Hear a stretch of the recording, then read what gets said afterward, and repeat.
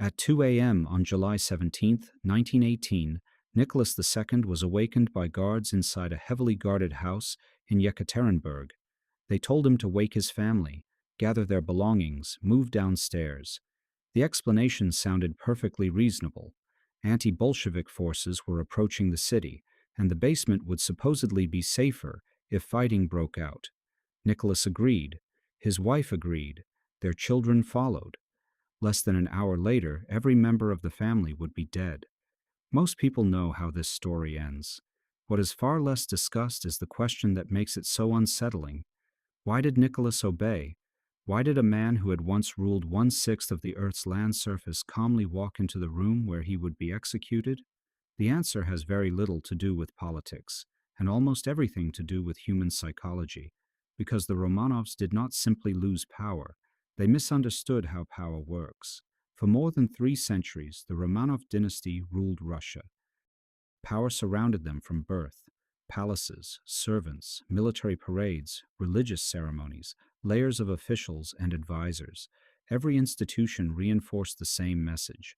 The Tsar stood at the center of reality itself. Nicholas grew up inside that system. Like many people born into extraordinary privilege, he rarely had to question its foundations. The rules appeared permanent. The structure appeared eternal. His authority appeared natural. And that is where the danger begins. History repeatedly shows that people mistake stability for permanence. They assume that because something has always existed, it always will. Companies make this mistake. Governments make this mistake. Empires make this mistake. The Romanovs were no different. By 1918, Russia had changed beyond recognition. The monarchy had collapsed. The empire had fractured. Millions had died in war. Revolutionaries controlled the country. An entirely new reality had emerged. Yet Nicholas still behaved as though the old world existed somewhere beneath the chaos. His actions suggest that he believed certain limits still remained, that there were procedures, rules, boundaries, that some things simply could not happen. This may have been his greatest mistake. Human beings struggle to recognize when the rules have changed. We carry old assumptions into new realities. We trust systems that no longer function. We expect yesterday's protections to save us tomorrow.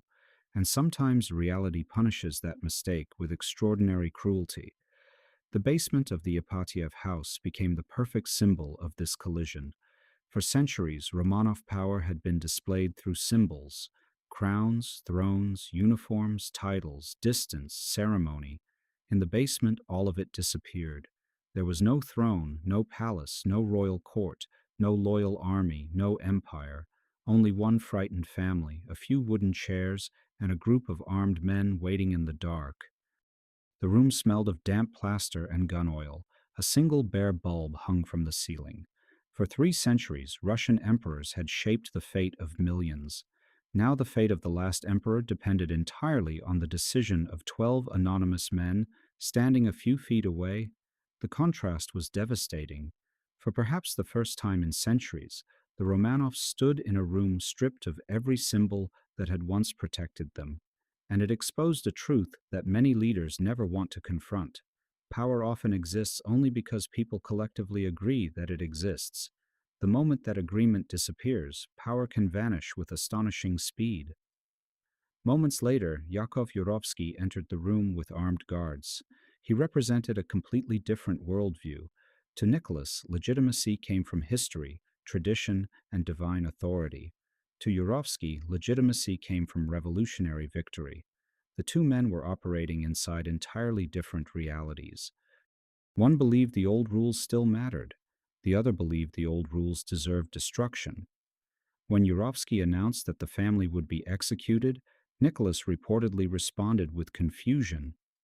What? What? Those may have been the most revealing words of his life. Not because they were dramatic, because they sounded genuinely surprised.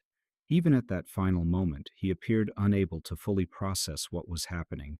His entire life had taught him that certain boundaries could never be crossed, that a czar might lose power, be exiled, be imprisoned, but executed by ordinary men in a basement, that belonged to a reality he had never imagined. Yet history rarely asks permission. before changing its rules. What followed took less than 2 minutes. Gunfire, smoke so thick the shooters could barely see each other, confusion, panic. But the gruesome details are not the most important part of the story. The most important moment happened before the first shot was fired. It happened when Nicholas failed to recognize that the world he trusted no longer existed. The Romanovs are often remembered as victims of revolution, and in many ways they were, but they also illustrate a much broader lesson.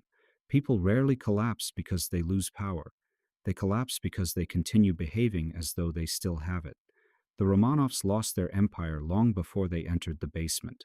What died in the Ipadiev house was something else, the belief that the old rules still mattered. The tragedy of Nicholas II was not simply that he lost his throne, it was that he continued trusting a set of assumptions long after those assumptions had stopped protecting him. And if there is one warning hidden inside this story, it is this. The moment you stop questioning whether your power is real, is the moment you become the easiest person in the room to remove.